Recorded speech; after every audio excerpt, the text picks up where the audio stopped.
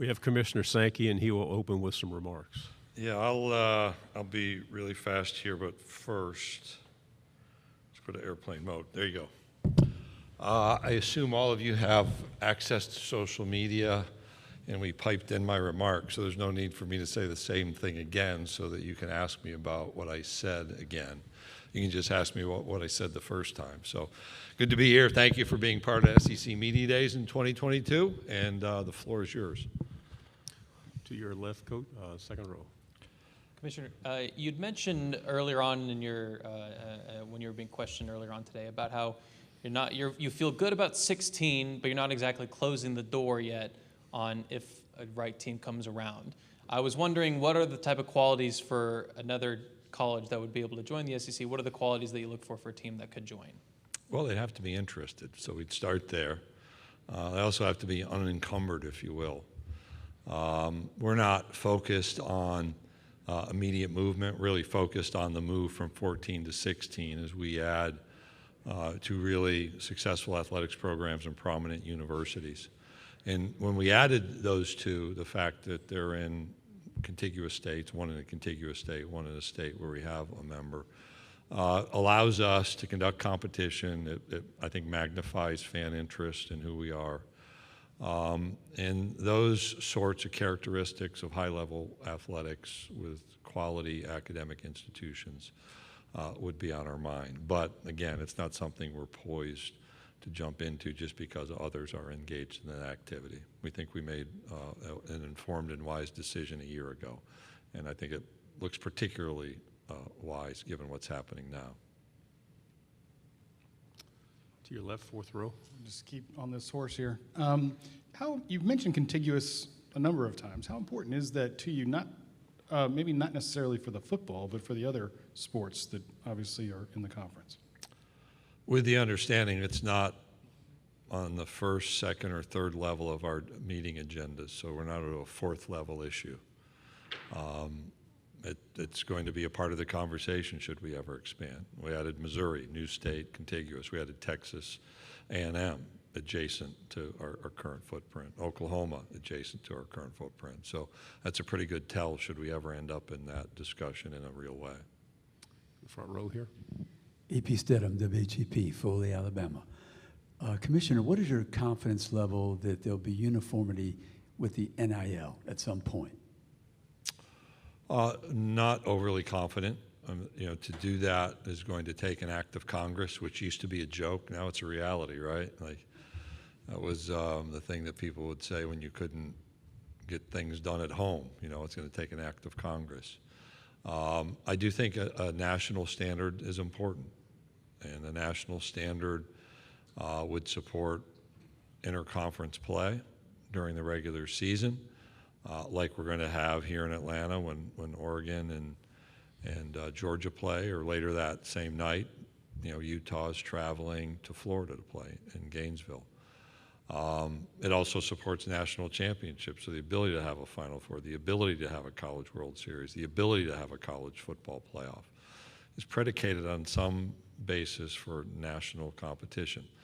And there are variances, there will be variances, but it emphasizes the importance. I also look through the list of realities. I think it's enormously difficult for young people to understand what they're getting into right now. So as I hear the reports from young people in the recruiting space, I don't hear a lot directly, hear a lot indirectly. Who's helping advise them?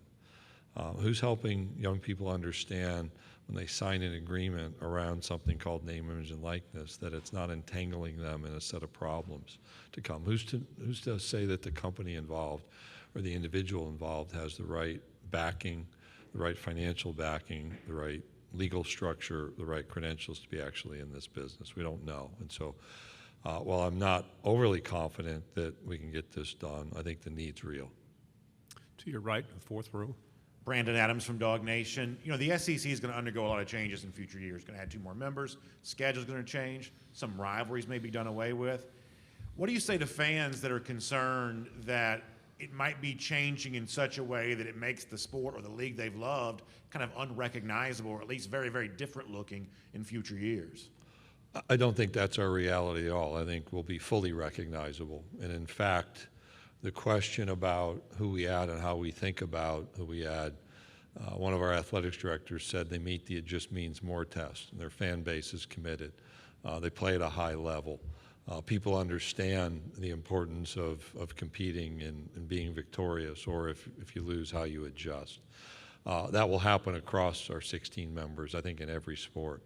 Rivalries won't go away in our new scheduling model.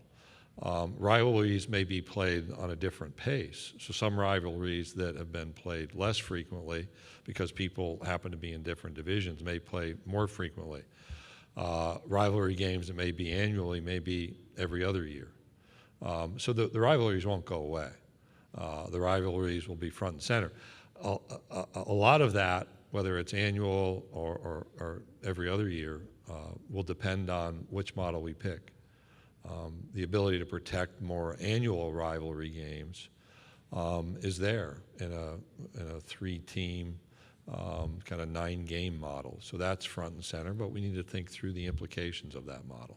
So I would say to our fans, we're going to look exactly the same. Maybe it'll be a little bit different uniform. You're going to see some of the uniforms you know, but you don't see but once a decade more frequently in football.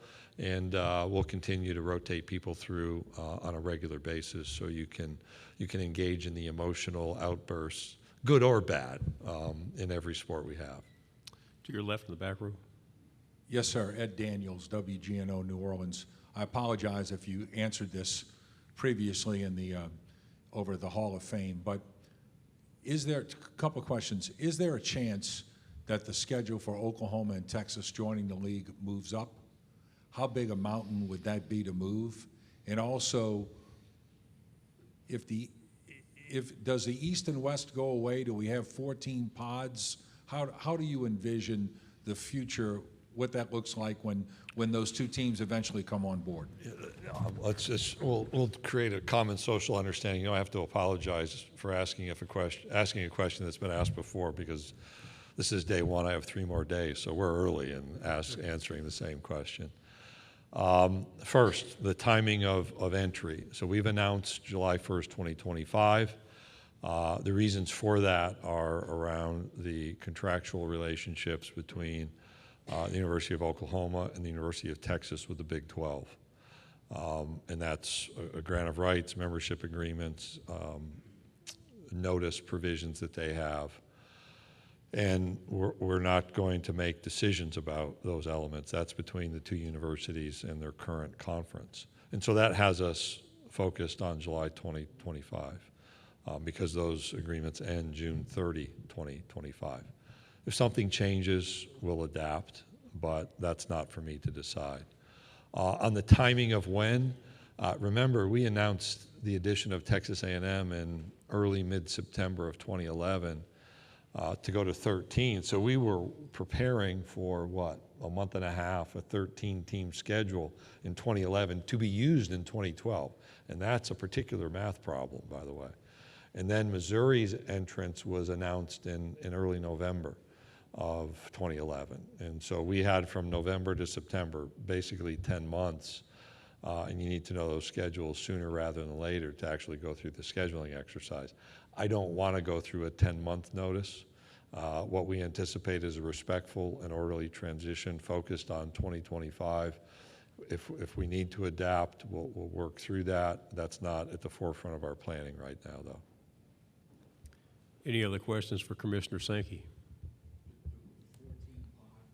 Oh, yeah, the exact model. We're focused on a single division model. That doesn't mean we're going to have a single division model. We could still adapt and say 2 divisions works. We've really worked away from the pods. We went through, forgive me, because I've done so much modeling between the playoff and different sports. I think we had the high 30s around different numbers of scheduling models, single division models, 2 division models like we have traditionally, and then podding models. But if you're going to move the pods around, you create real inequities or imbalance between home and away. Like you could go home and then away to the same program. And I get emails. I was not the commissioner when we expanded in 2012 and sent some teams back 2 years in a row. I still receive emails complaining about that. So it didn't seem an effective way to balance. We had some better options. So pods is not at the forefront of our consideration, Two which final is a questions. 14 pod model. I'm sorry. Excuse me. To the left. Earlier in the big room, you talked about the strength of the conference and feeling like it's never been stronger, and I think that's, broad pictures. But as the football goes, only 2 new coaches this year, and the SEC West could be one of the best divisions, that we've seen in a long time. I guess just could you speak to the parity of the other teams kind of raising their games to match the level that we're seeing now? Sure. And this morning I almost started to say welcoming 4 new coaches, and fortunately in a private setting I was reminded it's only 2. So we have 4 coaches who were here in 2019 and 10 new since 2019. And if you go back to the coaches who were in position when I became commissioner, you have Nick Saban and Mark Stoops from 2015. So it's an enormous amount of change. And I think that's an indication that people want to perform at the highest level, and they all have high expectations for their football team's performance. They all have high expectations.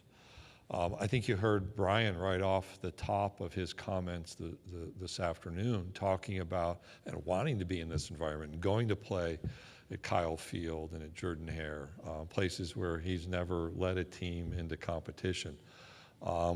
Somebody's going to win, somebody's going to lose. You put things at risk, right, whenever you engage in athletics competition. That's part of the excitement and the emotion that comes. And I'm really proud of the people who've chosen to be a part of it. I think that's part of the excitement.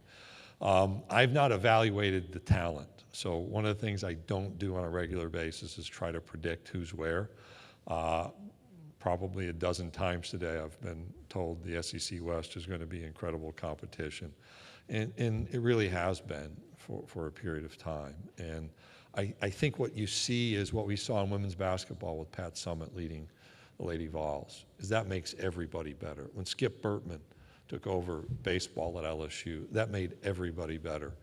What you've seen with Nick in football over the last decade plus, I think that's helped make everybody better. And we've now had 3 different teams in 3 years win the national championship. Nobody else has come close to that. And we did it from 2007 to 2010 with different coaches but the same high expectations. It speaks to the depth of support.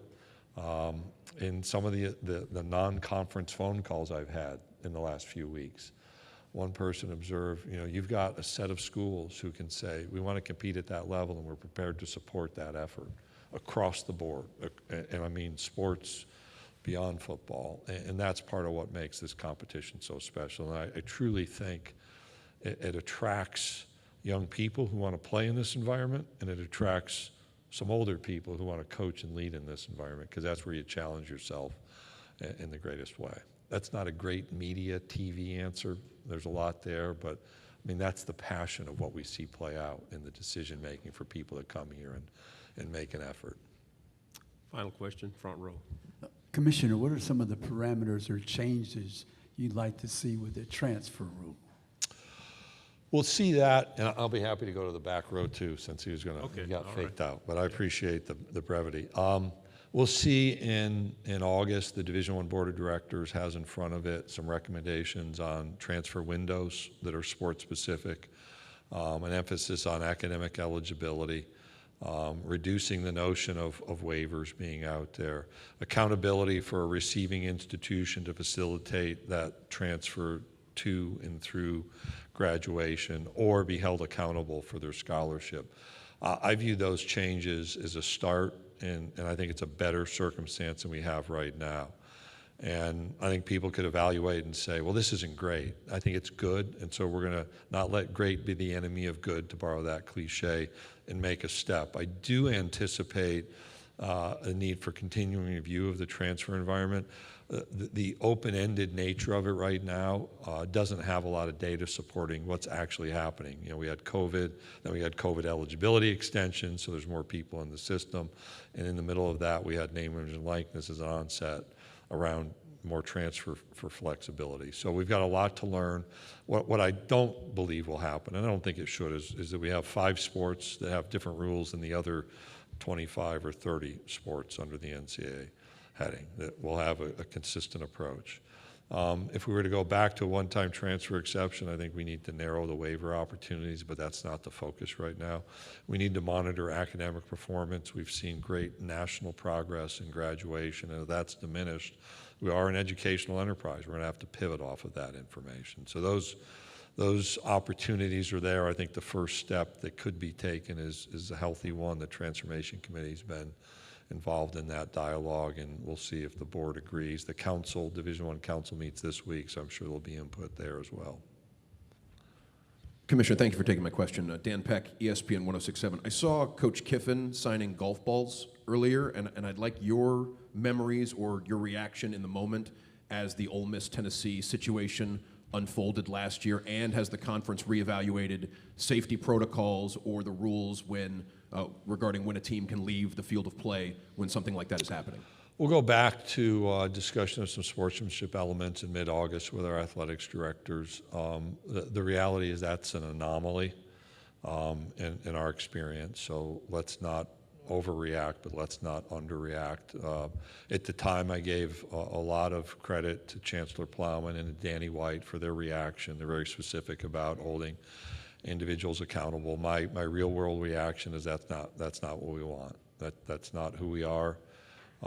There are questions about the conferences pulling back and allowing institutions to make decisions about alcohol sales, as that had an impact. We also came back last year after a year away.